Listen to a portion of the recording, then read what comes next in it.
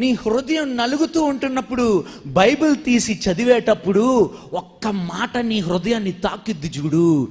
నీ హృదయ వేదనతో సంఘానికి వచ్చినప్పుడు, దైవజనుడితో మాట్లాడుతుంటున్నప్పుడు, నీ హృదయంతో మాట్లాడుతున్నప్పుడు నీ హృదయం కన్నీరుతో నింపబడుతుంది. అయ్యో, నా హృదయ వేదన ఎట్లా తెలిసిందయ్యా నీకు అని అనుకుంటావే. గుర్తుపెట్టుకో, నీ ఎడారిలో ఎవరున్నారు?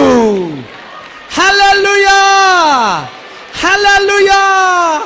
తమ్ముడు, చెల్లి, నీ హృదయ వేదనలో ఈ వాక్కు నిన్ను ఆదరించిన సమయం ఉందా నీ జీవితంలో?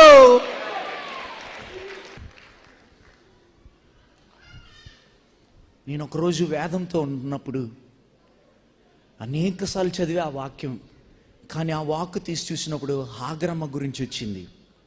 శారమ్మ తోసేసింది. ఒంటరిగా ఎడారిలో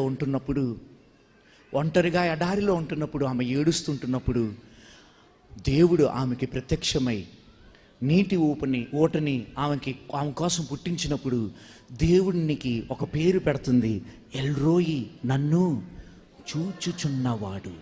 చాలాసార్లు చదివా, కానీ ఆ రోజు చదివినప్పుడు తండ్రి నువ్వు నన్ను చూచేవాడు అయ్యా.